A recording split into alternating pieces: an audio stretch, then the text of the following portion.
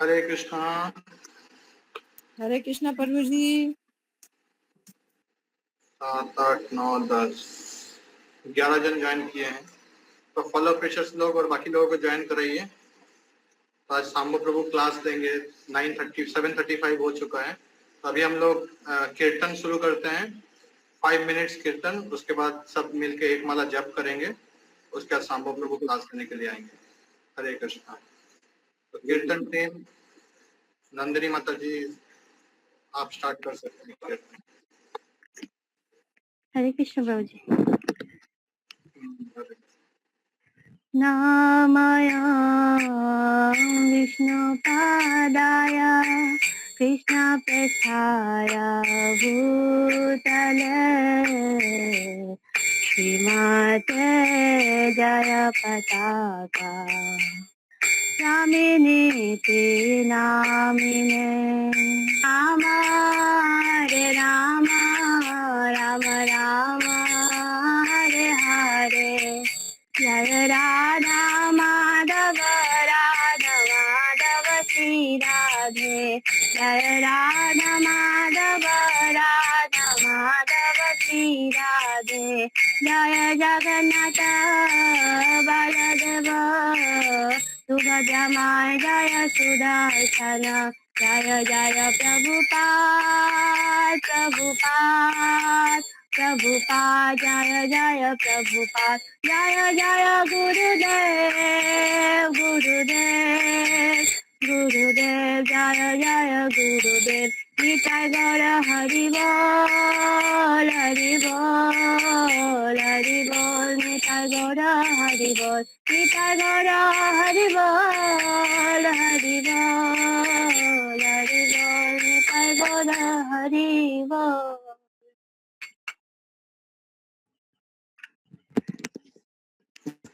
हरिनाम संकीर्तन की जय वेद गुरु भक्त वृंद की जय जय श्री जगन्नाथ बलदेव सुभद्रा महारानी की जय जय श्री राधा गोविंद देव श्रीमद महाप्रभु की जय श्रील प्रभुपाद की। तो अभी हम लोग सब एक माला जप करेंगे। तो सारे भक्तों से निवेदन है कि सब अपना जपमाला लिखे हम एक साथ एक माला जो हमारा है सिस्टम, तो कांग्रेगेशन चैंटिंग भक्त संघ में एक साथ जप करना। तो सब एक साथ जप करते हैं। एक माला जप करने के बाद फिर सांबो प्रभु का क्लास शुरू होगा। ठीक है, तो सब कोई जप करिए, कोई भी उठिएगा मत, सब जप करके फिर क्लास में प्रेजेंट रहिए। में जो पुरुष है वो, क्योंकि पुरुष सबसे बलवान होता है, तो जो पुरुष है वो घर में जो बच्चे बूढ़े और महिलाएं हैं उसका रक्षा करेगा। ये नहीं कि वो उनके ऊपर अत्याचार करेगा।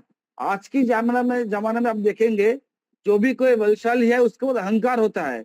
बल मतलब पैसे का बल हो सकता है, अपने जो बुद्धि है बुद्धि का बल हो सकता है। ओ माय कृष्णा, जब मेरे यहाँ पे ना पावर कट हो गया तो 1 मिनट के मैं 1 मिनट में देखता हूँ। 1 मिनट 1 मिनट।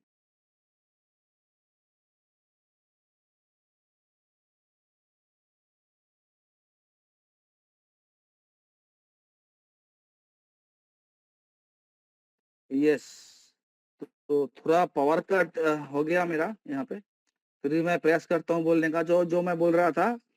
तो बलवान होता है जो जिसके पास वो अर्थ से बलवान हो सकता है, वो बुद्धि से बलवान हो सकता है, वो विद्या से बलवान हो सकता है। आज के दिन में हम देखेंगे जो बलवान है उसके अंदर एक अहंकार काम करता है। वो कोशिश करता है कि दूसरे जो दुर्बल है, जो वीक है, उसके ऊपर हावी होने का। लेकिन हमारा जो वैदिक सिद्धांत है वो ये नहीं कहता है। वो कहता है कि जो दुर्बल है उसको आप प्रोटेक्ट करो, उसको आप सहायता करो। दूसरा चीज भगवान यहाँ पे क्या बोल रहे हैं कि I am the sex of the sex life. जैसे कईयों का ये धारणा रहता कि अगर आप भक्ति में आ जाएंगे तो सबको घर बार छोड़ देना पड़ेगा, संन्यास लेना पड़ेगा, कुछ नहीं कर पाएंगे, ठीक है, अपना फैमिली को फॉर्म नहीं कर पाएंगे। तो भगवान यहाँ पे वो नहीं बोल रहा है। भगवान बोल रहा है कि आप भक्ति करो, साथ में आप घर संसार भी करो, आप गृहस्थ आश्रम में भी प्रवेश करो, और जो धर्म है वो धर्म को मानकर, जैसे यहाँ पे बोल रहा है कि the according to religious principle, को धर्म के पथ पे चल के आप अपना संतान को जन्म दो, जो कृष्ण भगवान भी संतान जन्म दो। ये नहीं कि आप अपने इंद्रिय तृप्ति करने के लिए आप संतान जन्म दे रहे हो।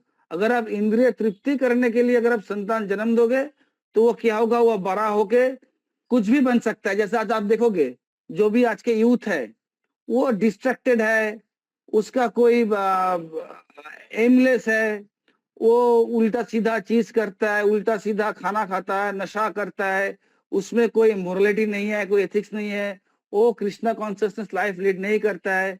लेकिन अगर आप कृष्ण भवनामृत लड़के को या संतान को आप जन्म दोगे तो वो बड़ा होके एक एथिकल पर्सन बनेगा।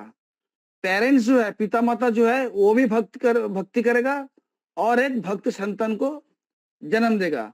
तो इसे कैसे होगा, वो जब भी वो जन्म लेगा बचपन से उसको नाम जप करवाना पड़ेगा, उसको प्रसाद की आदत डालना पड़ेगा, हाँ, उसको भगवत गीता का नॉलेज उसको उसके साथ शेयर करना पड़ेगा। तो वो बड़ा होके एक कृष्ण वो भी भक्त बन जाएगा। और ये नहीं करेंगे तो क्या होता है, आज के दिन पे भी आप देखेंगे ये लड़के कहाँ कहाँ भटक रहा है। और अभी तो ये भी होता है आज के समाज में कि शादी नहीं हो रहा है, उससे पहले ही बच्चा हो जा रहा है। कई लोग बच्चे को एबॉर्शन या गर्भपात किया जा रहा है, जो कि पाप है। हमारी शास्त्र में शादी से पहले बच्चा होना या बच्चा अगर आता है तो उसको गर्भपात करवा देना, इट इज कॉल्ड सीन, पाप कहता है।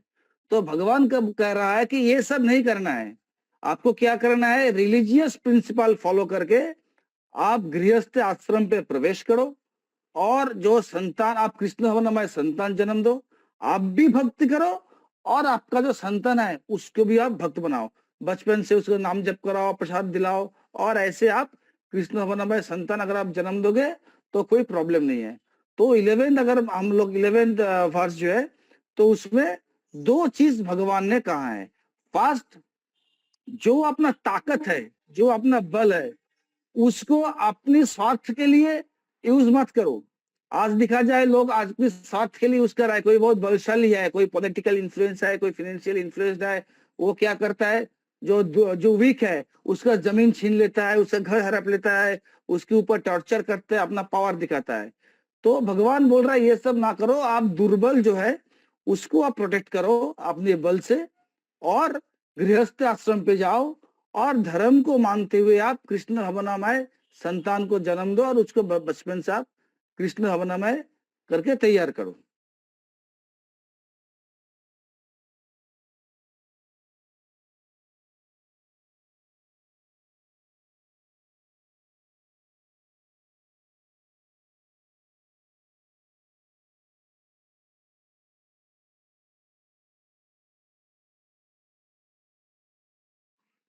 टेक्स्ट नंबर 12 पे है श्लोक, ये चैव सद्विका भावा राजस्तमश्चै मत्ता एव तन्विद्धि ना तव अहम तेषु ते मयि।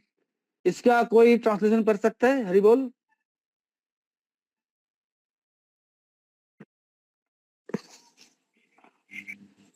यस प्रभु, हिंदी पर है। जी जी बिल्कुल। तुम जान लो कि ट्रांसलेशन, तुम जान लो कि मेरी शक्ति द्वारा सारे गुण प्रकट होते हैं, चाहे वे सतोगुण हो, रजोगुण हो या तमोगुण हो। एक प्रकार से मैं सब कुछ हूँ, किंतु हूँ स्वतंत्र। मैं प्रकृति के गुणों के अधीन नहीं हूँ, अपितु वे मेरे अधीन हैं। फिर इसका तात्पर्य पढ़े प्रभु। यस पढ़िए माता जी। संसार के सारे भौतिक कार्यकलाप प्रकृति के गुणों के अधीन संपन्न होते हैं। यद्यपि प्रकृति के गुण परमेश्वर कृष्ण से उद्भूत हैं, किंतु भगवान उनके अधीन नहीं होते। उदाहरणार्थ राज्य के नियमानुसार कोई दंडित हो सकता है, किंतु नियम बनाने वाला राजा उस नियम के अधीन नहीं होता। इसी तरह प्रकृति के सभी गुण सतो, रजो तथा तमोगुण भगवान कृष्ण से उद्भूत हैं, किंतु कृष्ण प्रकृति के अधीन नहीं हैं, इसलिए वे निर्गुण हैं। जिसका तात्पर्य यह है कि सभी गुण उनसे उद्भूत है, किंतु ये उन्हें प्रभावित नहीं करते। यह भगवान का विशेष लक्षण है। हाँ, तो भगवान यहाँ पे क्या बोल रहे हैं? ये know that all the states of being, be they of goodness, passion or ignorance, are manifested by my energy. I am in one sense everything, but I am independent. भगवान बोल रहे हैं कि ये जरा प्रकृति जो है वो 3 गुणों के ऊपर चल रहा है। 3 गुण कौन सा? सत्वगुण, राजसिक और तामसिक। ये तीनों गुणों के ऊपर जरा प्रकृति चल रहा है, जो कि उनसे तैयार, उनका ही ये क्रिएशन है। ये जो जरा प्रकृति, राजसिक, सात्विक और तामसिक ये जो गुण है वो उनके सृष्टि के हुआ है, और इस गुण से ये दुनिया चल रहा है। लेकिन वो ये 3 गुणों से बाहर है। अगर हम हमारी आप जरा जगत में देखेंगे कि हमारे बीच बहुत से गुण होता है कि हम उस गुण द्वारा प्रभावित रहते हैं। कि भगवान जो है वो निर्गुण है, और ये भगवान का एक बहुत विशेष क्वालिटी है। यहाँ पे दिखेगा जैसे प्रभुपाद बोला है, therefore he is निर्गुणा। मतलब उनका जो तीन गुण है, रजस, सात्विक, राजसिक और तामसिक, जो 3 गुण उनका ही सृष्टि किया हुआ है, लेकिन वो 3 गुण से ऊपर है। जैसे राजा होता है, जो राजा अपना नियम कानून तैयार करता है और उस कानून के ऊपर जो दोषी व्यक्ति है उसको दंड देता है, लेकिन राजा उस कानून के अंदर में नहीं आता है, राजा कानून से बाहर रहता है। उसी तरह भगवान ने ये तीनों गुण सृष्टि किया जड़ जगत को चालना करने के लिए, और ये तीनों गुण भगवान के अंदर ही समाहित है, लेकिन भगवान उस 3 गुण से प्रभावित नहीं है। भगवान जो है निर्गुण, और ये भगवान का एक खास क्वालिटी है कि भगवान ये सत्य, तम और राजसिक गुण से बाहर है। हमारे अंदर में आप देखेंगे कि सत्य, राजसिक और तामसिक ये गुण हमारे बीच में रहती है, लेकिन भगवान जो एक्चुअली गुण का क्रिएटर है उसके अंदर ये गुण नहीं रहता है। वो इस गुण की, ये गुण को वो जड़ जगत को चालना करने के लिए ये गुण को वो सृष्टि किया है। टेक्स्ट नंबर 13 में आते हैं। एक सेकेंड, इसलिए करंट चला जाकर ना प्रॉब्लम हो रहा है।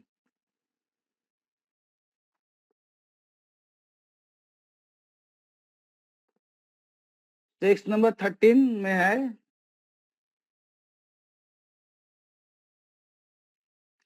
त्रिभी गुणोमयी भावै एभि षड्मो मिदम जगत मोहितनाम नाभि जानाति मामे भो परम अव्ययम। इसका कोई पढ़ सकता है, कोई ट्रांसलेशन टेक्स्ट नंबर 13 का? हरे कृष्णा। হরে কৃষ্ণ প্রভু, বাংলাতে পড়বো? হ্যাঁ মাতাজি পড়ুন। 3টি গুণের সত্য, রজ ও তম দ্বারা মোহিত হওয়ার ফলে সমগ্র জগৎ এই সমস্ত গুণের অতীত ও পরম অব্যয় আমাকে জানতে পারে না। তাৎপর্য কি পড়বো প্রভু? পড়ুন। জড় প্রকৃতির 3টি গুণের দ্বারা সমগ্র জগৎ বিমোহিত হয়ে আছে। জড় প্রকৃতির প্রভাবে যারা বিমোহিত তারা ভগবান শ্রীকৃষ্ণকে এই জড় প্রকৃতির অতীত বলে বুঝতে পারে না। জড় প্রকৃতির প্রভাবে প্রতিটি জীবই ভিন্ন ভিন্ন দেহ প্রাপ্ত হয় এবং সেই অনুসারে তাদের ভিন্ন ভিন্ন মানসিক ও দৈহিক কার্যাবলী সাধিত হয়। 3টি গুণের অধীনে মানুষেরা 4টি বর্ণে বিভক্ত হয়ে কার্যকলাপে লিপ্ত হয়। যারা সত্যগুণের দ্বারা প্রভাবিত তাদের বলা হয় ব্রাহ্মণ, যারা রজগুণের দ্বারা প্রভাবিত তাদের বলা হয় ক্ষত্রিয়, যারা রজ ও তমগুণের দ্বারা প্রভাবিত তাদের বলা হয় বৈশ্য, যারা সম্পূর্ণ তমগুণের দ্বারা প্রভাবিত তাদের বলা হয় শূদ্র, আর তার থেকেও যারা হেয় তারা হচ্ছে পশু বা পশুর মতন। তবে এই বর্ণ বিভাগ স্থায়ী নয়। আমি ব্রাহ্মণ, ক্ষত্রিয়, বৈশ্য অথবা যাই হই না কেন, যে কোনো অবস্থাতেই এই জীবনটি অস্থায়ী। কিন্তু যদি জীবন অনিত্য এবং আমরা জানি না পরবর্তী জীবনে কি দেহ আমরা লাভ করব, তবুও মায়ার দ্বারা মোহিত হয়ে আমরা আমাদের দেহটিকেই আমাদের স্বরূপ বলে বিবেচনা করি এবং নিজেদের এভাবে আমরা আমেরিকান, ভারতীয়, রাশিয়ান কিংবা ব্রাহ্মণ, হিন্দু, মুসলমান ইত্যাদি বলে মনে করি। আর যদি আমরা জড়গুণের দ্বারা আবদ্ধ হয়ে পড়ি, তখন এই সমস্ত গুণের অন্তরালে স্থিত ভগবান শ্রীকৃষ্ণকে আমরা ভুলে যাই। তাই ভগবান শ্রীকৃষ্ণ বলছেন, জড় প্রকৃতির 3টি গুণের দ্বারা বিমোহিত হয়ে জীব বুঝতে পারে না তার সমস্ত জড়জগতের উৎস হচ্ছেন স্বয়ং পরমেশ্বর ভগবান। মানুষ, দেবতা, পশু আদি বিভিন্ন জীব প্রত্যেকেই জড় প্রকৃতির দ্বারা প্রভাবিত এবং এরা সকলেই অপ্রাকৃত পরমেশ্বর ভগবানকে ভুলে গেছে। যারা রজ ও তমগুণের দ্বারা আচ্ছাদিত, এমনকি যারা সত্ত্বগুণ সম্পন্ন, তারা কেউই পরম তত্ত্বের নির্বিশেষ ব্রহ্ম উপলব্ধির ঊর্ধ্বে যেতে পারে না। যে পরমেশ্বর ভগবানের মধ্যে পরিপূর্ণ শ্রী, ঐশ্বর্য, জ্ঞান, বীর্য, যশ ও বৈরাগ্য বিদ্যমান, সেই সরৈশ্বর্যপূর্ণ সবিশেষ ভগবানের সামনে তারা বিভ্রান্ত হয়ে পড়ে। যারা সত্ত্বগুণে অধিষ্ঠ রয়েছে তারাই যখন এই তত্ত্বকে বুঝতে পারে না, তখন রজ ও তমগুণের দ্বারা আচ্ছাদিত জীবেদের সম্বন্ধে আর কি আশা করা যেতে পারে? কৃষ্ণ ভাবনামৃত বা কৃষ্ণ ভক্তি জড় প্রকৃতির এই 3টি গুণের অতীত, আর যারা সর্বতভাবে কৃষ্ণ ভাবনায় স্থিত তারাই প্রকৃত মুক্ত। হরে কৃষ্ণ প্রভু। थैंक यू माता जी। तो यहाँ पे हमने क्या देखा, पहले 12 नंबर भार्स था, पहला भार्स, उसमें हमने देखा कि सत्तो, रजो, तमो, ये 3 गुण के ऊपर ये दुनिया चल रहा है, ये जगत चल रहा है, और ये 3 गुण भगवान का ही शक्ति है, भगवान का ही सृष्टि किया हुआ है।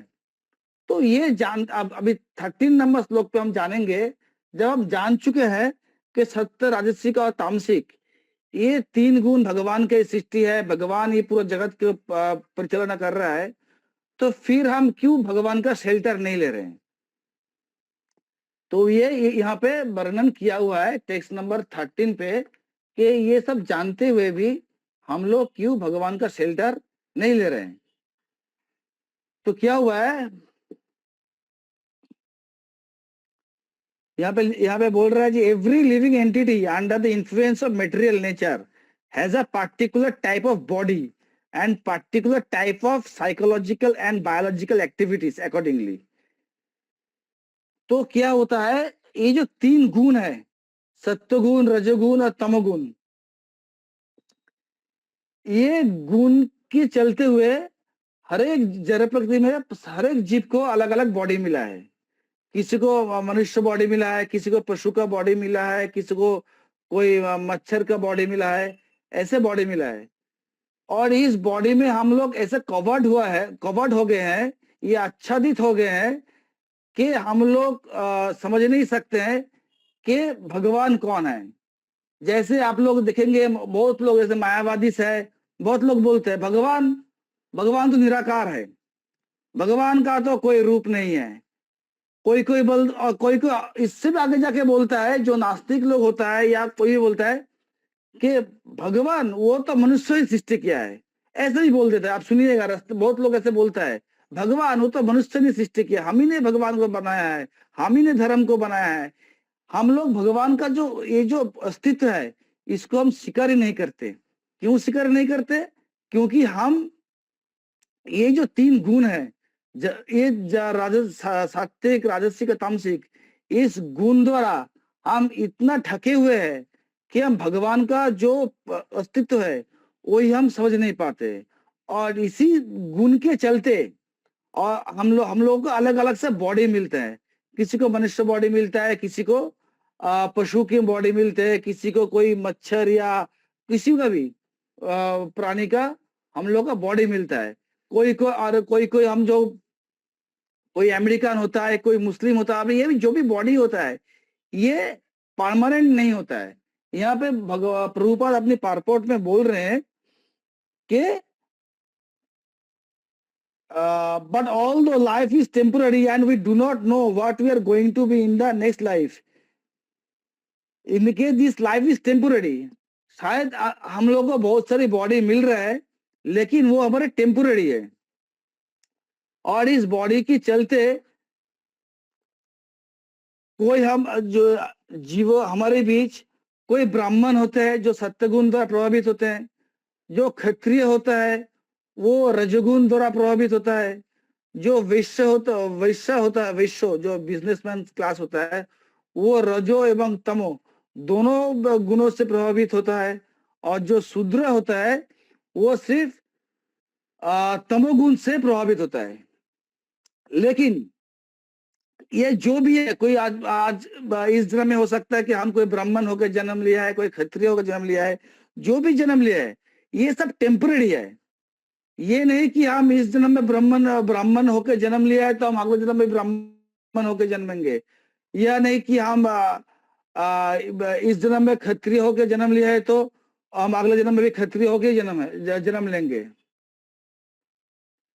हम लोग सोचते हैं, और सबसे बड़ा बात क्या है कि हम लोग ये सब देख के हम अहंकार करते हैं कि हम ब्राह्मण हैं, हम अमेरिकन हैं, हम इंडियन हैं, हम यूरोपियन हैं, हम गोरे स्किन वाले हैं या हम काले स्किन वाले हैं। ये हम क्यों करते हैं कि हमारा जो बुद्धि है वो आध्यात्मिक बुद्धि है। हम लोग यही समझते हैं कि हमारा ये देह ही हमारा स्वरूप है। हम लोग ये देह नहीं है, हम लोग क्या है? आत्मा। जैसे महाप्रभु बोलते हैं हमारा स्वरूप है कृष्णेर नित्यदास, तो we are the eternal soul of Krishna. तो हमारा एक्चुअल परिचय हम सोल है, we are not a body, we are soul. लेकिन ये जड़ तम और सात्विक तामसिक और रजत गुण की चलते हुए इनका ऐसा कवर हमारे अंदर में है कि हम हमारा जो असली परिचय है वो हम भूल गए हैं। हम सोचते हैं कि हम ये बॉडी है, और हमारा जो भी आप देखेंगे, हमारा जो भी हम काम करते हैं सब हम ये बॉडीली कॉन्सेप्ट लेके काम करते हैं। हमको ये पता नहीं है, हम भूल गए हैं कि हमारा जो ये शरीर है ये अनित्य है, ये कुछ दिन बाद चला जाएगा, शायद हमको दूसरा कोई शरीर मिलेगा। लेकिन हम क्या करते हैं, इस शरीर को पालने के लिए हम कितना मेहनत करते हैं। सुबह से लेके शाम तक हम काम करते रहते हैं, बड़े बड़े कार, बड़े बड़े गाड़ी, बड़े बड़े सब चीज का हम ड्रीम देखते हैं, बड़े करियर बनाने का हम ड्रीम देखते हैं, बैंक में कितना पैसा जमा कर सके, कितना हम रिसोर्स बना सके, इनका हम ड्रीम देखते हैं, इनका हम सपना देखते हैं, इनका परिकल्पना करते हैं, और उसी हिसाब से हम गधे की तरह खटते हैं। सुबह से लेके रात तक हम खाटते हैं। आप जब देखिएगा सुबह 9 बजे या 10 बजे सब लोग भाग रहे हैं अपने काम पे, कि हम काम पे जाना है, पैसा बहुत इकट्ठा करना है, और उस पैसे से अच्छा चीज खरीदना है, अच्छा ड्रेस खरीदना है, ज्वेलरी खरीदना है, सोशल स्टेटस बनाना है। लेकिन हम भूल गए हैं कि ये बॉडी जो है ये हमारा एक्चुअल, हमारा ये बॉडी हमारा एक्चुअल हमारा स्वरूप नहीं है। ये हम भूल गए हैं कि हम लोग एक्चुअली आत्मा है जो कृष्ण की नित्यदास है, और हमको ये मनुष्य जन्म, ये बॉडी क्यों मिला है कि कृष्ण के साथ जो ये हमारा जो संबंध टूट गया है, और इसी की कारण जैसे हम आध्यात्मिक बुद्धि से हम चल रहे हैं, इसी के कारण कृष्ण के साथ हमारा जो संबंध है भूल गए हैं। तो मनुष्य शरीर इसलिए मिला कि हमारे साथ कृष्ण की जो ये संबंध है हम उसको फिर से जोड़ पाए। तो यहाँ पे लिखा हुआ है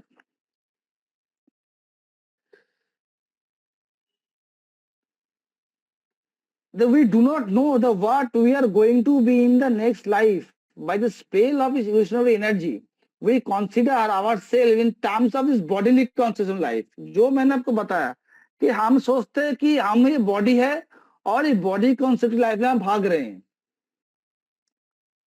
And we thus think that we are American, Indian, Russian और ब्राह्मण, हिंदू, मुस्लिम। हम जैसे कि हम ये बॉडीली कॉन्सेप्ट में हम विश्वास करते हैं, हम सोचते हैं कि बॉडी ये देह ही हमारा स्वरूप है, इसीलिए हम सोचते हैं कि हम लोग अमेरिकन है, इंडियन है, रशियन है या ब्राह्मण या हिंदू मुस्लिम है, and if we become entangled with the modes of material nature, then we forget the supreme personality of Godhead, who is behind all these modes. जो इस जरा प्रकृति को सृष्टि किया है, जिसके चलते हम सब कुछ इस जगत में हो रहा है, ये पूरा ब्रह्म में हो रहा है, हम उनको ही भूल गए हैं.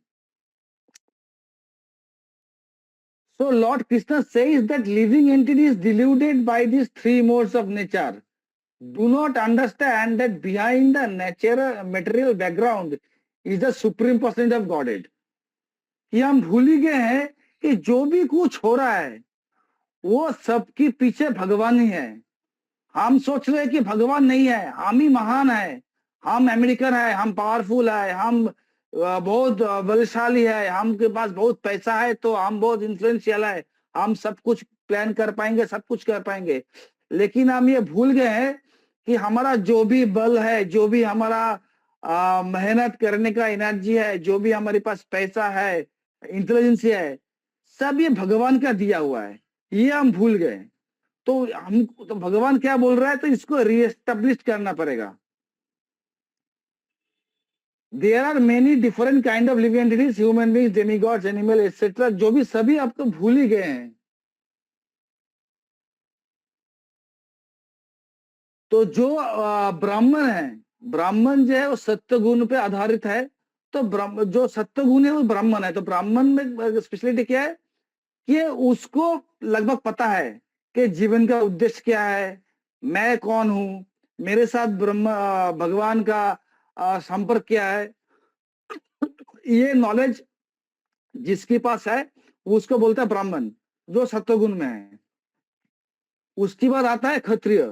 क्षत्रिय काम क्या है, वो क्षत्रिय जो होता है वो रजोगुण में आधारित होता है. उनके पास उतना कुछ नॉलेज नहीं है. उनको इतना नॉलेज है कि कैसे देश को रक्षा किया जाए और खुद को रक्षा किया जाए. तीसरा आता है वैश्य. वैश्य जो होता है बिजनेस क्लास होता है. उसके बाद थोड़ा रजोगुण भी होता है, तमोगुण भी होता है. ये लोग क्या होता है, वो इंद्रिय तृप्ति में सदा बिजी रहता है. इनको भगवान से, शास्त्र से, धर्म से उतना कुछ लेना देना नहीं. ये लोग बिजी रहता है अपना इंद्रिय तृप्ति में. और जो शूद्र होता है, सबसे लोअर क्लास, उनके पास रजोगुण सत्वगुण तो कुछ नहीं होता है. वो लोग पूरा तमोगुण में भरा हुआ होता है. पूरा तमसिक जीवन जापन करता है. पूरा दिन मदिरा, मांसपान करना, जो भी 4 नियम पालन नहीं करना, जो भी शास्त्र में करने को मना किया है वो सब कुछ करना, पूरी तरह से इंद्रिय तृप्ति करना, ये सब में वो लोग रहते हैं. ये होता है शूद्र का गुण. तो भगवान क्या बोल रहा है कि जो लोग कृष्ण भावना में स्थित है, लेकिन इसके बाद भी जो लोग भक्ति करते हैं, जो लोग भक्ति करते हैं वो लोग होता है मुक्त.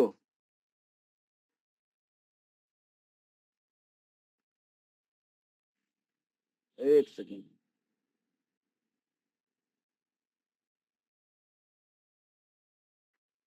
तो जो लोग कृष्ण भक्ति करता है तो वो लोग मुक्त होता है. उसको पता रहता है कि जीवन का उद्देश्य क्या है, हमारे साथ भगवान का संपर्क क्या है, कि इस जीवन हमारा अस्थाई है, ये बॉडी हमारा अनित्य है, इस जीवन के बाद हमको कृष्ण प्रेम लाभ करना है, भगवान धाम लौट जाना है, ये उसको जाना है, वो इसको पता होता है. तो हमको भी क्या बोल कृष्ण भक्त बनना है. ये जो राजसिक तामसिक ये गुण के ऊपर उठ के हमको शुद्ध सात्विक अगर बनना है तो हमको क्या करना पड़ेगा, हमको भी कृष्ण भक्ति करना पड़ेगा. विदाउट कृष्ण भक्ति, जब हम कृष्ण भक्ति करने लगेंगे तब हम समझेंगे कि हमारे साथ जो भगवान का जो रिलेशन है उसको हम समझेंगे, उसको हम एस्टेब्लिश कर पाएंगे. तो वो भक्ति हम कैसे कर पाएंगे, हमको जप करना होगा. भगवान का जो नाम है हरे कृष्ण महामंत्र एवरीडे, उसका नाम जप करना पड़ेगा. भगवत गीता या श्रीमद् भागवतम को पढ़ना पड़ेगा. हर एक दिन हमको जो बड़े बड़े शुद्ध वैष्णव है उनकी श्रीमुख से हरि कथा श्रवण करना पड़ेगा। और भक्त जो वैष्णव है तो उसका सेवा करना पड़ेगा।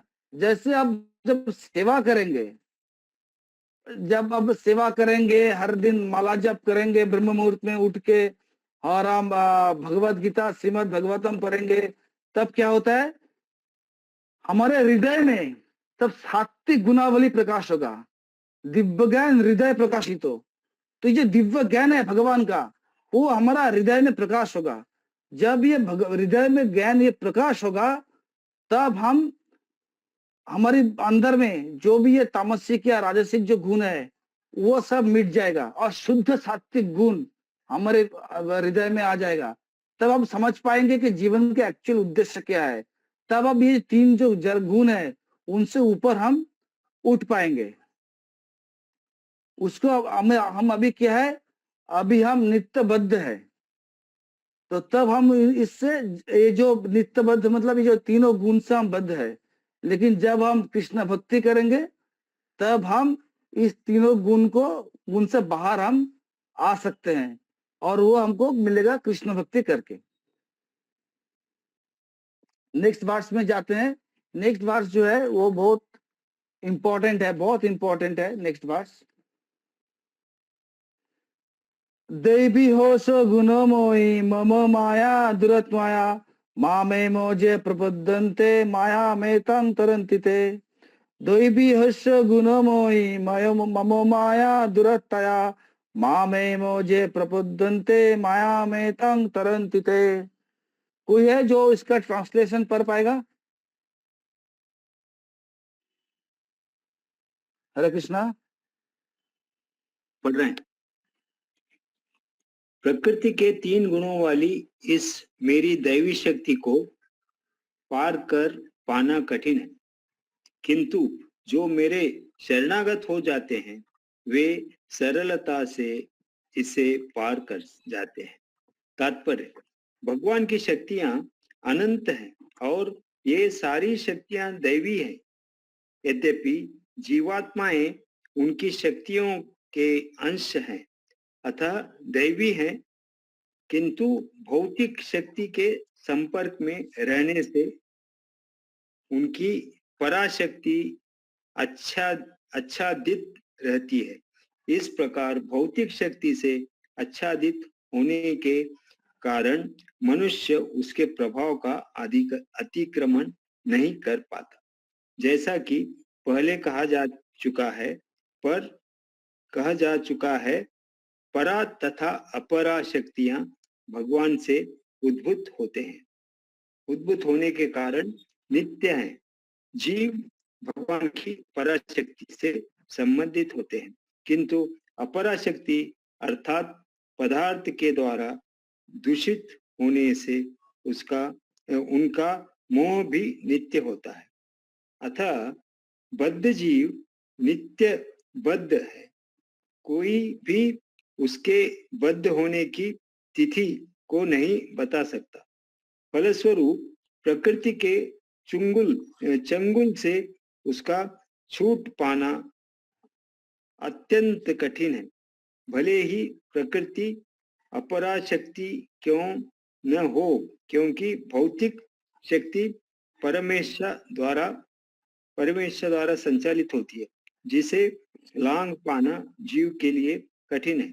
यहाँ पर अपरा भौतिक प्रकृति को दैवी प्रकृति कहा गया है, क्योंकि इसका संबंध दैवी है तथा इसका चालन दैवी इच्छा से होता है। दैवी इच्छा से संचालित होने के कारण भौतिक प्रकृति अपरा होते हैं। वे भी दृश्य जगत के निर्माण तथा विनाश में महत्वपूर्ण भूमिका निभाती है। वेदों में इसकी पुष्टि इस प्रकार हुई है, मायाम तु प्रकृतिम विद्यान्यनम तु महेश्वरम। यद्यपि माया मिथ्या या नश्वर है, किंतु माया की पृष्ठभूमि में परम जादूगर भगवान है, जो परम नियंता महेश्वर है। तो क्षेतेश्वर उपनिषद 4.10 गुण का दूसरा अर्थ रस्सी रज्जु है। इससे यह समझना चाहिए कि बद्ध जीव मोह रूपी रस्सी से जकड़ा हुआ है। यदि मनुष्य के हाथ पैर बांध दिए जाए तो वह अपने को छुड़ा नहीं सकता। उसकी सहायता के लिए कोई ऐसा व्यक्ति चाहिए जो बंधा न हो। चूंकि एक बंधा हुआ व्यक्ति दूसरे बंधे व्यक्ति की सहायता नहीं कर सकता, अतः रक्षक को मुक्त होना चाहिए। अतः केवल कृष्ण या उनके प्रामाणिक प्रतिनिधि गुरु ही बद्ध जीव को छुड़ा सकते हैं। बिना ऐसी उत्कृष्ट सहायता के भवबंधन से छुटकारा नहीं मिल सकता। भक्ति या कृष्ण भावनामृत इस प्रकार के छुटकारे में सहायक हो सकता है। कृष्ण माया के आधीश्वर होने के नाते इस दुर्लभ शक्ति को आदेश दे सकते हैं कि बद्ध जीव को छोड़ दे। वे शरणागत जीव पर अहेतुकी कृपा तथा वात्सल्यवश ही जीव को मुक्त किए जाने का आदेश देते हैं, क्योंकि जीव मूलतः भगवान का प्रिय पुत्र है। अतः निष्ठुर माया के बंधन से मुक्त होने का एकमात्र साधन भगवान के चरण कमलों की शरण ग्रहण करना। मामेव पद भी अत्यंत सार्थक है। माम का अर्थ है एकमात्र कृष्ण को, ब्रह्मा या शिव को नहीं। यद्यपि ब्रह्मा तथा शिव भी अत्यंत महान है और प्राय विष्णु के ही समान है, किंतु ऐसे रजोगुण तथा तमोगुण के अवतारों के लिए संभव नहीं कि वे बद्ध जीव को माया के चंगुल से छुड़ा सके। दूसरे शब्दों में ब्रह्मा तथा शिव दोनों ही माया के वश में रहते हैं। केवल विष्णु माया के स्वामी हैं, अतः वे भी बद्ध जीव को मुक्त कर सकते हैं। वेदों में श्वेताश्वतर उपनिषद 3.8 इसकी पुष्टि तमेव विदित्वा के द्वारा हुई है, जिसका अर्थ है कृष्ण को जान लेने पर ही मुक्ति संभव है। शिवाजी भी पुष्टि करते हैं कि केवल विष्णु कृपा से मुक्ति प्राप्त की जा सकती है। मुक्ति प्रदाता सर्वेशाम विष्णुरेव न संशय, अर्थात इसमें संदेह नहीं कि विष्णु ही सबों के मुक्तिदाता है। यस प्रभु। ओके प्रभु, थैंक यू प्रभु। तो भगवान, ये श्लोक बहुत इंपॉर्टेंट है। चलो करंट आ गया, थैंक यू। तो भगवान इस श्लोक में क्या बोल रहे हैं? देवी ऐसी गुणमयी मम माया दुरत्माया। तो हमारे भगवान बोल रहे हैं कि मेरा जो ये शक्ति है, ये देवी शक्ति भी मेरा है, और इसको अतिक्रमण करना वो बहुत ही दुर्लभ है, बहुत कठिन है। ये माया बहुत स्ट्रांग होता है। ये हमने जो पहले हमने सुना है, 3 गुणों से जो माया बना हुआ है, देवी, ये माया भगवान का ही शक्ति है, और ये माया बहुत स्ट्रांग है। इसको अतिक्रम करना इज वेरी डिफिकल्ट। लेकिन भगवान साथ में क्या बोल रहे हैं? मामैव प्रबद्धन्ते मायामितं तरन्ति। ये मेरा जो माया है, मेरा जो दैवी शक्ति है, इसको अतिक्रम करना बहुत ही कठिन है। लेकिन जो मुझको सरेंडर करेगा, those who have surrendered unto me can easily cross beyond it. The Maya is very powerful. लेकिन जो भगवान का शरणगत होगा, भगवान को से जो सरेंडर करेगा, वो इसको क्रॉस कर पाएगा। वो माया के चक्र से बाहर आ पाएगा। भगवान क्या बोल रहे हैं? all these energies are divine. All these living entities are part of these energies and are therefore divine. Due to contact with material energy, their original superior power is covered.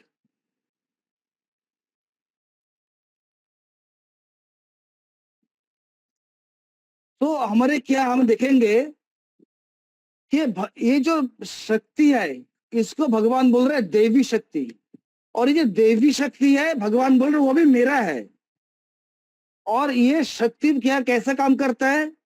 जैसा हमको पता है कि शक्ति क्या होता है, बहिरंग शक्ति और अंतरंग शक्ति। बहिरंग शक्ति जो है माया रूपी है, दुर्गा देवी, और अंतरंग शक्ति क्या है? वो राधा रानी का शक्ति है। तो माया देवी क्या करते हैं? सबको एक मतलब माया देवी क्या करते हैं? सबको एक जो हमें जरा गुण में है उसमें सबको आच्छादित करके रखते हैं। और माया देवी ये सब काम करते हैं भगवान कृष्ण के इंस्ट्रक्शन पे। कृष्ण ही बोलता, वो कहता है कि इनको सब ऐसा ऐसा करो, तो जैसे बोलता है भगवान माया देवी वैसा ही काम करता है। हालांकि हम जो मनुष्य शरीर मिला है ये हमारे भगवान की जो हम भगवान की अंश है, लेकिन जैसे ही हम इस चीज जगत में आए और ये जड़ अपरा शक्ति, शक्ति में दो टाइप का होता है, चिन्मय पराशक्ति या जड़ अपराशक्ति, और ये दो ही भगवान का है। तो जैसे हम जो है भगवान का जो है हम पराशक्ति की अंश है और इसीलिए हम नित्यबद्ध है। तो भगवान तो हम क्या होता है, जैसे हम इस जड़ जगत में आते हैं हम इस जड़ शक्ति में हम आच्छादित हो जाते हैं और माया देवी की हम अंडर में चले जाते हैं। और माया देवी क्या करते हैं, हमारे साथ ये ट्रिक करता है कि हम जैसे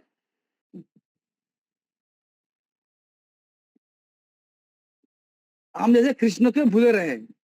जैसे आप देखेंगे कैसे होता है आज की दुनिया पे, आप देखेंगे लॉट्स ऑफ डिस्ट्रक्शंस रहता है। ये जो डिस्ट्रक्शंस है ये माया देवी का ट्रिक है। सोशल मीडिया का डिस्ट्रक्शन, बॉलीवुड मूवी का डिस्ट्रक्शन, हाँ फिर क्रिकेट का डिस्ट्रक्शन, इसका डिस्ट्रक्शन, उसका डिस्ट्रक्शन। आप आज कोई भी काम फोकस के साथ कर नहीं कर सकते। आप जब करने बैठिए हमारे मन में हजारों चिंता रहता है, कब किससे हम क्या बात बोले थे, क्या हुआ था, क्या नहीं हुआ था, ये सब बात हमारे तभी याद में आ जाता है। हाँ, पुराने बात कहानियां याद में आ जाता है, कब किससे हमने क्या झगड़ा किया था, क्या लड़ाई किया था, वे याद में आ जाता है। हाँ, हम फिर सोशल मीडिया पे हम पड़े रहते हैं दिन भर, फेसबुक, व्हाट्सएप, हम दिन भर स्क्रॉल करते रहते हैं, उसको नोटिफिकेशन आता है तो उसी तरह हम देखते रहते हैं। हाँ, और आप बाहर में जाएंगे सब शॉपिंग मॉल मार्केट में ऐसे अट्रैक्टिवली वो तो डिजाइन किया हुआ रहता है, आपको इच्छा करेगा कि ये खरीद लूं, वो खरीद लूं। पूरा हम लोग डिस्ट्रैक्ट में रहते हैं कि ये माया का ट्रिक है। तो we should be very careful and should, तो हम लोग इसको बहुत केयरफुल रहना चाहिए कि हम लोगों को ये जो मानव जीवन मिला है ये एक्चुअली भक्ति करने के लिए मिला है। ये हम जो माया देवी की अगर शक्ति में ये सब डिस्ट्रक्शन होने के लिए नहीं मिला है।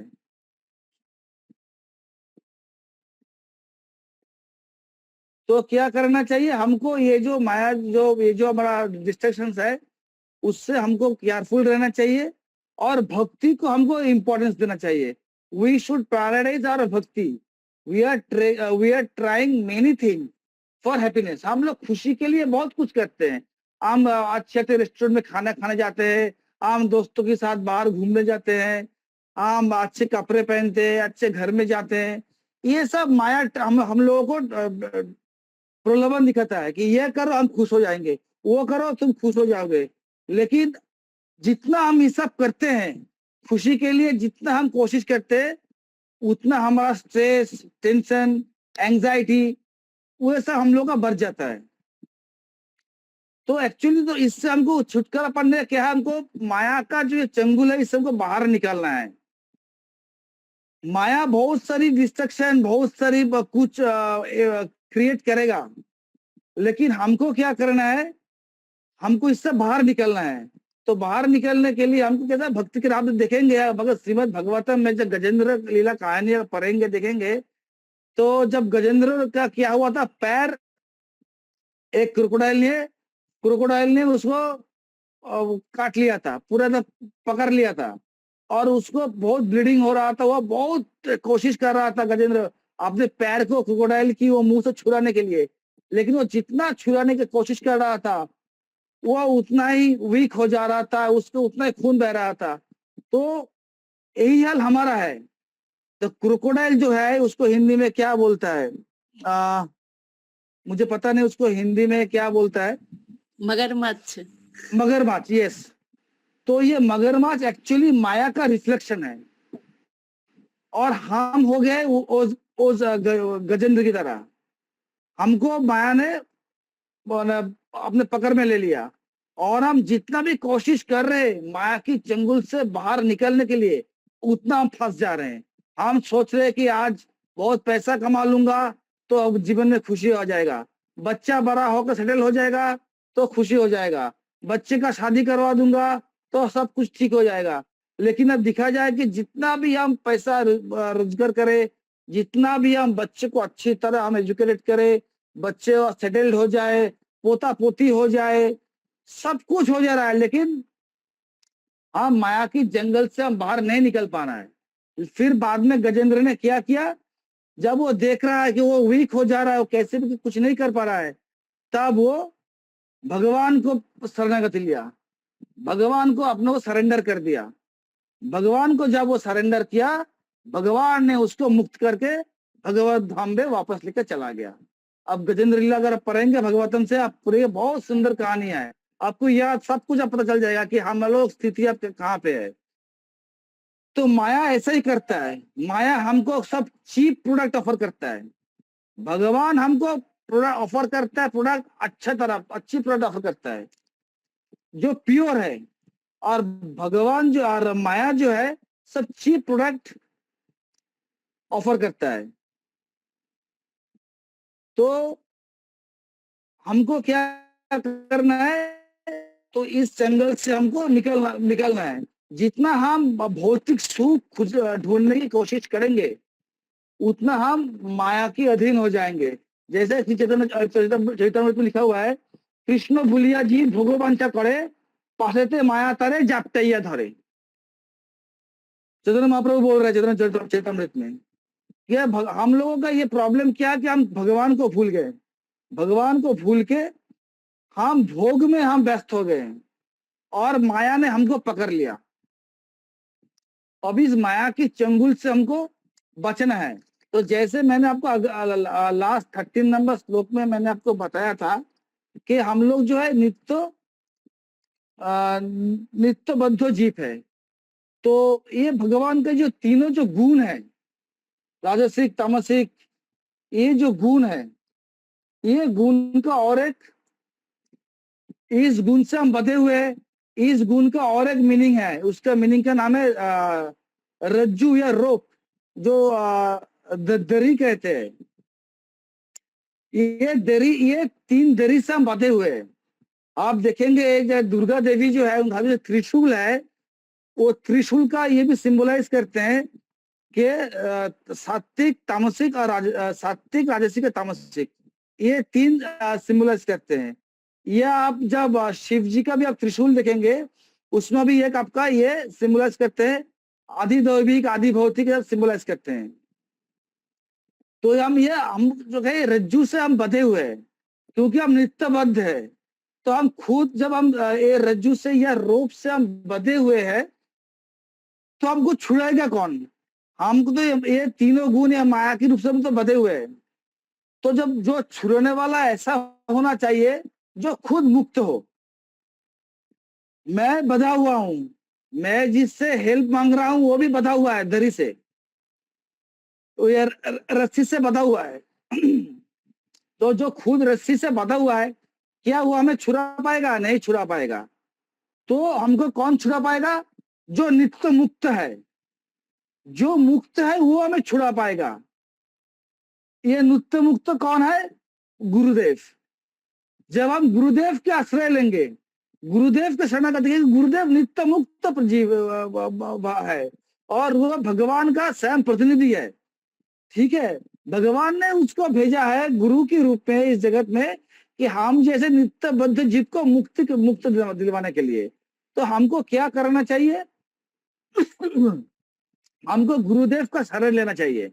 गुरुदेव का आश्रय लेके हमको भक्ति करना चाहिए। अगर हम अच्छी तरह से भक्ति करेंगे तो हम मुक्त हो सकते हैं, क्योंकि हमारा जो ये लाइफ बना है ये माया की चंगल में फंसने के लिए नहीं बना है, भोग वंचा के लिए नहीं बना है। भोग तो हम किसी भी जोनी में जाके कर सकते हैं। ना जाने कितने जन्म हमने लिए हैं, ये जड़ जगत की आर पे आके हम भूल गए हैं कि कितनी जन्म जन्म से हम एक जोनी से एक जोनी, एक जोनी से एक जोनी हम ढूंढते फिरते हैं, घूमते फिर रहे हैं।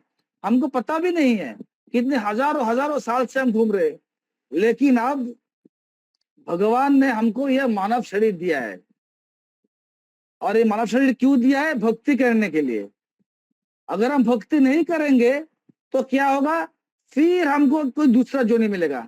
जैसे समझ लिए किसी को पायलट का लाइसेंस मिला है प्लेन चलाने के लिए, और ये पायलट क्या कर रहा है? उसका काम है, उसको पायलट का लाइसेंस, प्लेन चलाने का लाइसेंस मिला है, हवा में उड़ने का लाइसेंस मिला है। लेकिन पायलट ये समझ नहीं पा रहा है कि उसको क्या चलाने, उसको क्या अच्छा चीज मिला है। वो क्या कर रहा है? वो ट्रक चला रहा है, रास्ते में खड्डे गड्ढे के ऊपर से वो ट्रक चला रहा है। उसका काम है हवा में उड़ना, और वो क्या कर रहा है? वो ट्रक लेके गड्ढे से जा रहा है। तो जो लाइसेंस दिया था वो बोल रहा है भाई तुम पायलट के बनने का तुम लायक नहीं हो, तुम ये लाइसेंस वापस करो, चलो तुम वो ट्रक चलाओ या रिक्शा चलाओ। तो हमको लाइसेंस मिला है भक्ति करके कृष्ण प्रेम प्राप्त होके ये जो त्रिगुण से बाहर निकल जाने के लिए। लेकिन अगर हम ये नहीं करेंगे तो क्या करेगा? भगवान बोलेगा ठीक है आपको मिला था चांस, आपने गवा दिया, आप फिर किसी पशु जोनी में या दूसरे कोई जोनी में जाओ और फिर आप इधर सीधर आप घूमते रहो। लेकिन हमको क्या करना है? गुरुदेव का आश्रय लेना है।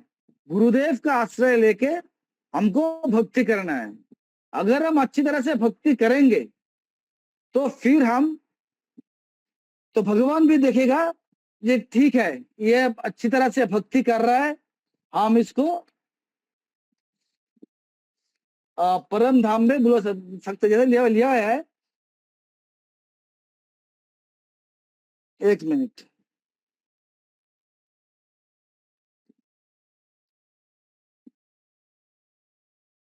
the devotional service or Krishna consciousness can help one gain such release. Krishna, being the Lord of the unity energy, can order this instrumental energy to release the conditioned soul. जब भगवान देखेंगे कि हम अच्छी तरह से भक्ति कर रहे हैं, तब वो माया देवी को निर्देश देगा कि ये अभी भक्त बन गया है, आप इनको मुक्ति कर दो, इनको ही मुक्ति दे दो। जैसे अगर कोई जेल में जाता है और जेल में जाने के बाद सुधर जाता है, जांच क्या कहता है? जेलर को ऑर्डर देता है कि अभी ये सुधर गया है, इसको छोड़ दो, जाने दो। तो भगवान भी ऐसे माया देवी को ऑर्डर दे देंगे कि अभी भक्त बन गया है, ये जो त्रिगुण का जो चक्र है उससे बाहर आ गया है, आप इनसे छोड़ दो। So he ordered the release out of his causeless mercy on the surrendered soul and out of his paternal affection for the living entity who is originally a beloved son of the Lord. Therefore, surrender unto the lotus feet of the Lord is the only means to get free from the clutches of the material nature. तो ये जो material nature है, ये माया है, इससे मुक्त होने का क्या तरीका है? भगवान का शरणगत लेना, गुरुदेव का शरणगत लेना और अच्छी तरह भक्ति करना। तो अच्छी तरह हम भक्ति कैसे कर सकते हैं? तो हमको अच्छी तरह भक्ति करने के लिए सुबह ब्रह्म मुहूर्त में उठना पड़ेगा और बहुत अच्छी तरह से चैंटिंग करना पड़ेगा, अटेंटिवली चैंटिंग करेंगे। ठीक है, तो प्रभुपाद ने बोला है कि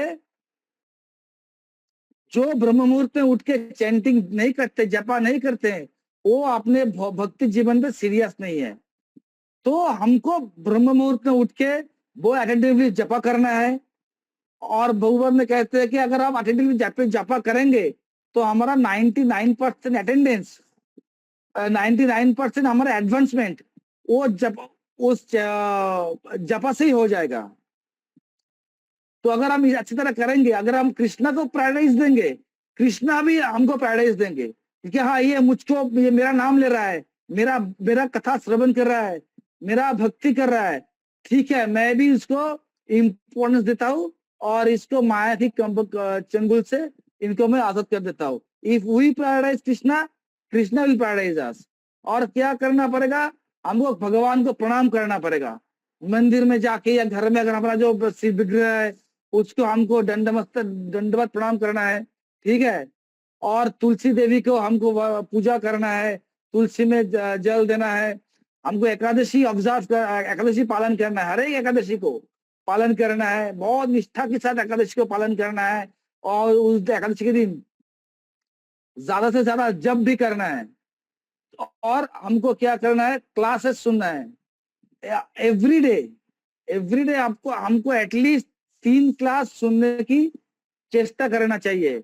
एक होता प्रभुपाद की क्लास, एक हमारा गुरु महाराज की क्लास, और एक कोई भी सीनियर जो भक्त है उनका क्लास हमको सुनना चाहिए एटलीस्ट 30 मिनट्स करके। प्रभुपाद का क्लास 30 मिनट्स, गुरुदेव का क्लास 30 मिनट्स, और जो भी कोई सीनियर डिवोटीज है उनका क्लास 30 मिनट्स एटलीस्ट हम लोगों को सुनना चाहिए। और जब भी हम कुछ खाना खाए उसको भगवान को प्रसाद लगा के खाना चाहिए। हमको सात्विक भोजन करना चाहिए, नहीं कि रेस्टोरेंट में चले गए, कुछ भी खाना खा लिया, कोई भी बुलाया उस घर चला गया, कुछ भी खाना खा लिया, नहीं। हमको सात्विक खाना खाना है। नो मीट ईटिंग, नो आपका non veg eating, no onion, no garlic. जो शुद्ध शाकाहारी खाना है वो हमको पका के भगवान को ऑफर करके अगर वो हम खाएंगे तो हमारा चेतना भी शुद्ध होगा। तो ये हमको करना है। और क्या करना है, वैष्णवों का सेवा करना है। हम सबको कुछ ना कुछ वैष्णवों का सेवा अगर हम करते हैं तो वो हमको करना चाहिए। और प्रभुपाद का बुक रीडिंग करना चाहिए एटलीस्ट फॉर 30 मिनट्स। प्रभुपाद का वो भगवत गीता, श्रीमद भागवतम या प्रभुपाद जो भी बुक्स है वो हमको 30 मिनट्स रीडिंग करना चाहिए। और हमको सेलिबेसी जो पवित्रता है वो हमको मेंटेन करना चाहिए। वो हम कैसे मेंटेन कर पाएंगे, जो 4 नियम है, ये 4 नियम को, no meat eating, no illicit sex, no intoxication, हाँ, नो गैम्बलिंग, ये 4 नियम को हम मान के हम सेलिबेसी को हम मेंटेन कर सकते हैं। तो हमको 10 चीज करना है भक्ति में। एक्चुअली ब्रह्म मुहूर्त में उठ के हमको अटेंटिवली जपा करना चाहिए, जैसे जपा में कोई अपराध ना हो। अटेंटिवली हमको जपा करना चाहिए, हमको कृष्णा भक्ति को पैराडाइज देना चाहिए, हमको भगवान को हमको दंडवत प्रणाम करना चाहिए। और हमको तुलसी देवी की भी पूजा करना चाहिए। फिर हमको एकादशी ऑब्जर्व करना चाहिए, हर एक एकादशी को अच्छी तरह से निभाना चाहिए। हर एक दिन श्रवण करना चाहिए प्रभुपाद के मुख से, गुरु महाराजों के मुख से, अदर सीनियर डिसाइपल्स जो है, जो सीनियर भक्त है, उनके श्रीमुख से हमको हरिकथा श्रवण करना चाहिए रेगुलर एटलीस्ट 30 मिनट्स करके। और हमको प्रभुपाद का बुक्स एवरीडे 30 मिनट्स करके पढ़ना चाहिए। अगर हम ये सब करते हैं तो हम भगवान क्या देखेंगे कि हम भक्त बन गए हैं। अगर आप भगवान खुश हो जाएंगे। और अगर आप भगवान खुश हो गए तो भगवान माया देवी को ऑर्डर दे देंगे हमको छुड़ाने के लिए। और ये छुड़ाने का शक्ति सिर्फ भगवान का ही है। आप यहाँ पे देखिएगा लिखा है क्या, मामेवो जे प्रबद्धन्ते माया में तंग तरंतिते। ये माम जो कथा है, ये कथा बहुत इंपॉर्टेंट है। माम मतलब वो श्री कृष्ण खुद को समझा रहा है कि केवल श्री कृष्ण ही कोई हो सकता है कि ये क्षमता सिर्फ भगवान का ही है कि हमको इस दुनिया से बाहर ले जाए, ये माया की चंगल से बाहर ले जाए। हालांकि भगवान कह रहे हैं कि ब्रह्मा और शिव भी पावरफुल है, उसके बाद भी शक्ति है, लेकिन ब्रह्मा और शिव भी तमोगुण और रजोगुण के अंदर ही पड़ते हैं। लिखा है the word the not Brahma मम means unto Krishna only, not Brahma Shiva. Although Brahma and Shiva are greatly elevated and are almost the level of Vishnu, it is not possible for such enunciations of Rajoguna and Tamoguna to release the conditioned soul from the clutches of Maya. हालांकि शिव जी और ब्रह्मा वो भी बहुत उच्च स्तर के soul है, बहुत शिव जी बहुत परम भक्त है भगवान का, लेकिन वो भी माया की अधीन है। तो उसका क्षमता, उसका भी ये क्षमता नहीं है कि ये माया की जो ये क्लासेस है उनसे हम लोग को मुक्त करे। To release the condition soul from the clutches of maya, in the other words from Brahma and Shiva are also under the influence of maya. Brahma और जी शिव जी माया की अंडर इसमें है। Only Vishnu is the master of maya, therefore he alone can give release to the condition soul. कि माया के ऊपर एकमात्र भगवान और शिव विष्णु जी है, और वही एकमात्र केवल हमको छुड़वा सकते हैं। जैसे सीताशद उपनिषद में बस शिव जी भी बोल रहे हैं कि तमेव विद्युता, अर्थात उसका मतलब क्या है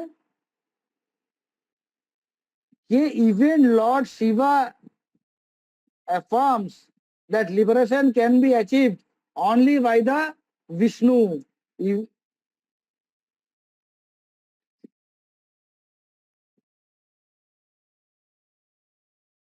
तमेव विद्युता मतलब ये होता है कि freedom is possible only by understanding Krishna. Krishna को समझने की माध्यम से ही हमको मुक्ति मिल सकता है। ये कौन बोल रहा है? शिव जी खुद बोल रहा है श्वेताश्वतर उपनिषद में। और वो क्या बोल रहा है? मुक्तिदाता सर्वेशाम विष्णुरेव नो संशयो। There is no doubt that Vishnu is the deliverer of the liberation for everyone. Yes, there is no doubt for the Vishnu is the deliverer of the liberation for everyone. कि इसमें कोई संदेह नहीं है, शिव जी बोल रहे हैं कि इसमें कोई संदेह नहीं है कि मुक्तिदाता एकमात्र श्री कृष्ण है, विष्णु ही है। तो मुक्तिदाता सर्वेशाम विष्णुरेव न संशय, कोई संशय नहीं है। ये खुद शिव जी बोल रहे हैं। सोचिए, ये हम नहीं बोल रहे हैं, खुद शिव जी बोल रहे हैं कि मुक्तिदाता स्वयं विष्णु है, इसमें कोई संशय नहीं है। तो हमको अच्छी तरह से भक्ति करना है, ये माया की चंगुल से छूट के कृष्ण प्रेम अगर हम जब प्राप्त करेंगे तब हम इस माया की चंगुल से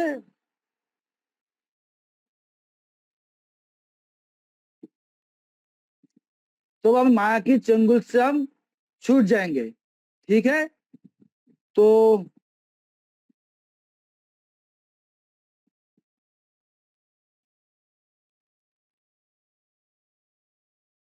एक मिनट।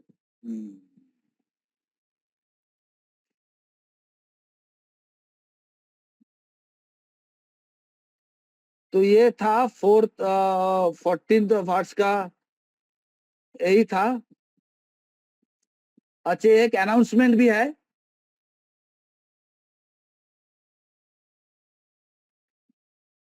अच्छा, आज का क्लास यहीं पे समाप्त करते हैं। एक अनाउंसमेंट है, नेक्स्ट संडे 2 से 3 बजे मीटिंग रहेगा सब लोगों के लिए। जो भी ऑनलाइन डिवोटीज है, क्लास अटेंड करते हैं उसके लिए भी, और जो ऑनलाइन फॉलो अप टीचर्स है, बाबूराव प्रभु, सूरज राय प्रभु, मुरारी सेविनी माता जी, और फिर महादेव बिरा प्रभु, जो भी है सरी फॉलो अप टीचर्स एंड जो ऑनलाइन भक्त है, उनके लिए नेक्स्ट संडे 2 से 3 बजे का मीटिंग रहेगा, विच इज मैंडेटरी। ठीक है, मीटिंग कोई मिस मत कीजिएगा।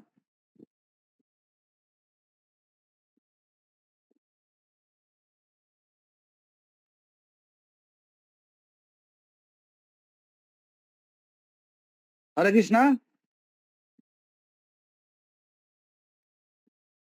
नित्यानंद प्रभु है क्या? हरे कृष्ण प्रभु।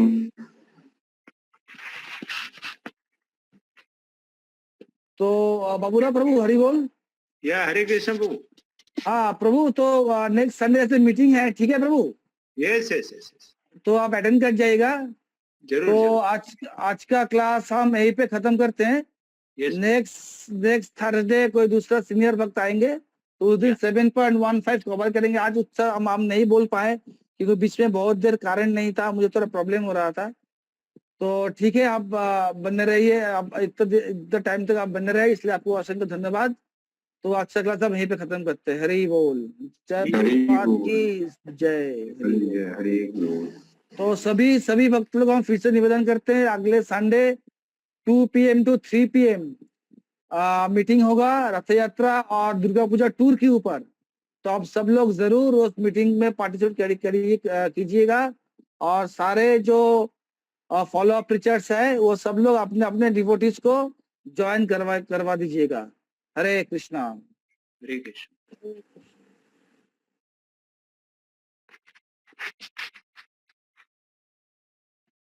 शंभु प्रभु ने बहुत ही सरलता पूर्वक ये 7वां मीन 7.11 to 7.14 तक हमको बहुत अच्छी तरह के समझाया।